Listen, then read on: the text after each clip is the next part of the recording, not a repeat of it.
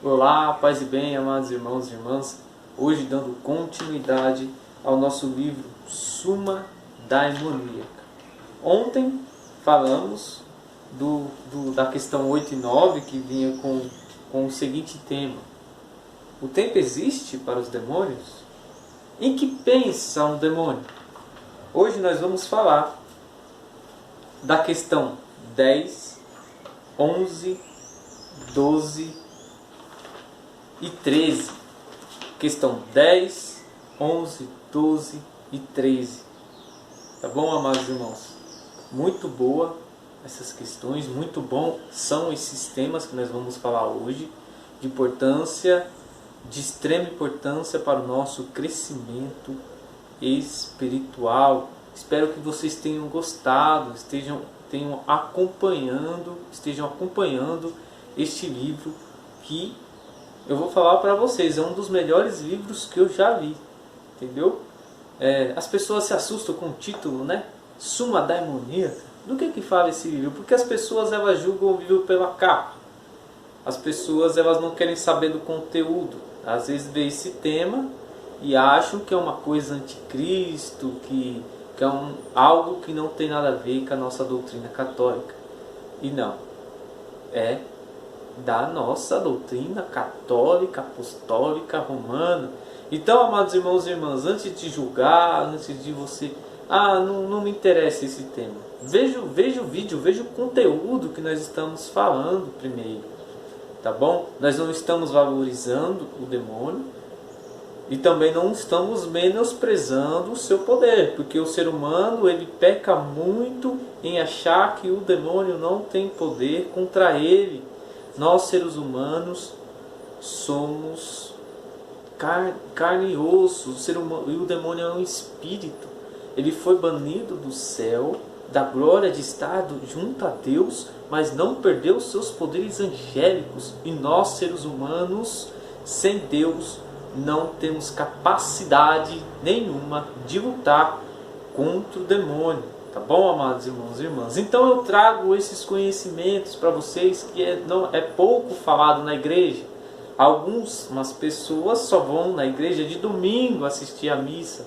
Então ela não vai saber nunca na vida dela esse conteúdo se ela não pesquisar ou se ninguém trouxer para ela.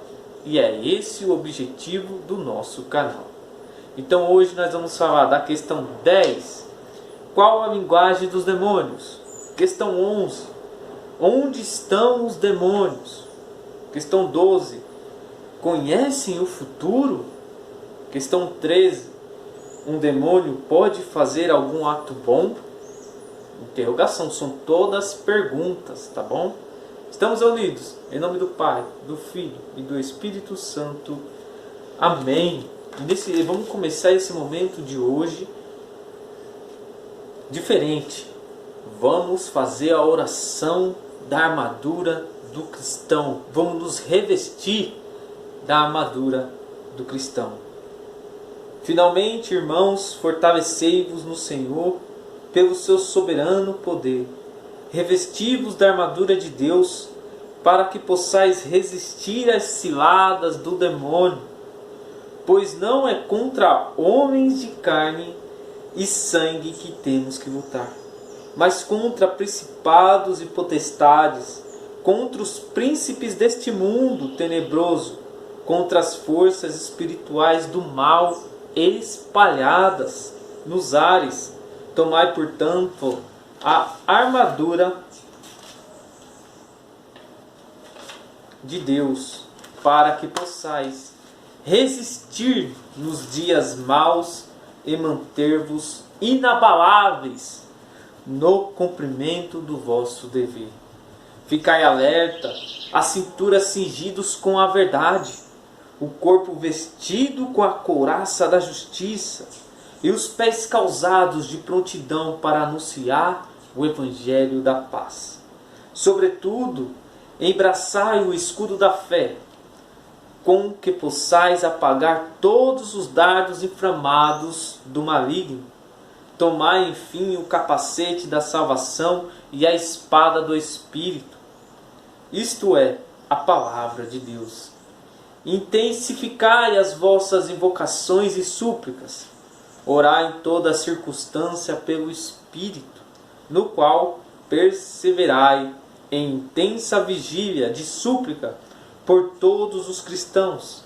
E orai também por mim, para que me seja dado anunciar corajosamente o mistério do Evangelho, do qual eu sou embaixador, prisioneiro, e que eu saiba apregá-lo publicamente com desassombro, como é meu dever.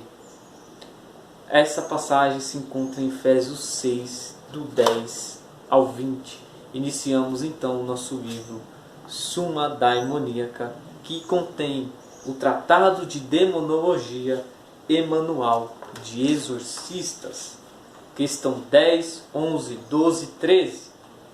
A questão 10 vem com o seguinte tema: qual a linguagem dos demônios? A linguagem dos demônios é exatamente a mesma que a dos anjos. Os anjos não necessitam nenhuma língua, nenhum idioma para comunicar-se entre si, pois o fazem com espécies inteligíveis. As espécies inteligíveis são os pensamentos que transmitem entre eles. Nós nos comunicamos por meio das palavras. Eles se comunicam diretamente pelo pensamento em estado puro, sem necessidade de mediações sensíveis ou de signos. As espécies inteligíveis podem ter comunicação de pensamentos, de imagens, de sentimentos e etc. A transmissão dessas espécies inteligíveis é telepática, produz-se à vontade e pode dar lugar a diálogos como os que temos. As inteligências humanas comunicam os nossos pensamentos por meio de palavras, que são sinais, enquanto os espíritos podem transmitir entre si o pensamento em estado puro. Ou seja, eles conversam pelo pensamento. Nós pensamos, mas as pessoas não sabem o que estamos pensando. Já os anjos se comunicam pelos pensamentos. Questão 11. Onde estão os demônios? Tantas almas dos condenados como os demônios não podem situar-se nas coordenadas do espaço. Tampouco se pode dizer que estão em outra dimensão. O que significa estar ou não em outra dimensão para o espírito? O que significa estar ou não em outra dimensão para o espírito? Simplesmente não estão em nenhum lugar. Existem, porém não estão nem aqui, nem ali. Dizemos que um demônio está em determinado lugar quando ele atua em determinado lugar. Se um demônio está tentando alguém aqui, significa que ele está aqui. Vocês estão me entendendo, né? Se um demônio possui um corpo ali, ele está ali. Se um demônio move uma cadeira em um fenômeno poltergeist, dizemos que está naquele lugar concreto. Porém, na realidade, não está ali, simplesmente está atuando naquele lugar. Olha só. O inferno, o céu e o purgatório são estados. Depois da ressurreição, os corpos são condenados. Estarão em um lugar concreto, e por isso o inferno será um lugar. Os corpos dos bem-aventurados também ocuparão um lugar. Por isso a Bíblia diz: eu vi um céu novo e uma nova terra. Apocalipse 21, versículo 1. Ali os bem-aventurados habitarão na terra restaurada de novo, depois da destruição que nos narra o Apocalipse. E se os bem-aventurados habitarão corporalmente esta terra, onde estarão os homens condenados? Nada se pode afirmar com segurança. Alguns pensam que seu lugar estará no centro deste mundo. Questão 12. Conhecem o futuro? Os demônios conhecem o futuro? Vamos ver. Aí são dúvidas que geralmente muitas pessoas têm. E tem várias perguntas nesse livro que vão responder praticamente todas, vão tirar todas ou quase todas as suas dúvidas a respeito desse assunto, tá bom? Eles não veem o futuro, porém às vezes podem conjecturá-lo com sua inteligência muito superior à inteligência humana. Podem deduzir pelas causas alguns fatos que sucederão no porvir. O que pertence somente à liberdade humana está indeterminado e eles não têm conhecimento. Não sabem o que eu decidirei livremente. Porém, com sua inteligência superior, vêm os efeitos das coisas onde nós não veríamos nada. Sem dúvida, há ocasiões em que eu decidirei livremente. Porém, com sua inteligência superior, vêm os efeitos das coisas onde nós não veríamos nada. Sem dúvida,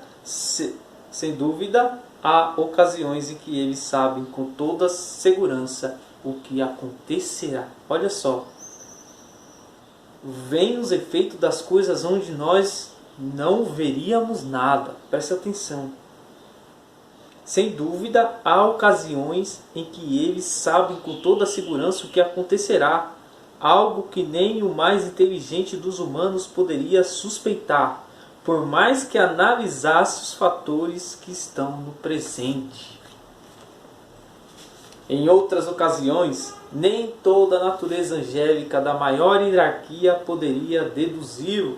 A liberdade humana é um grande fator de indeterminação em suas previsões. Questão número 13. Um demônio pode fazer algum ato bom? Porque nós temos a figura do demônio como algo ruim, e ele é ruim, tá bom? Então, como será que o demônio pode fazer algum ato bom? Vamos ver o que o Padre José Antônio Forta vai nos relatar sobre isso. Um demônio não está sempre fazendo mal. Muitas vezes simplesmente pensa.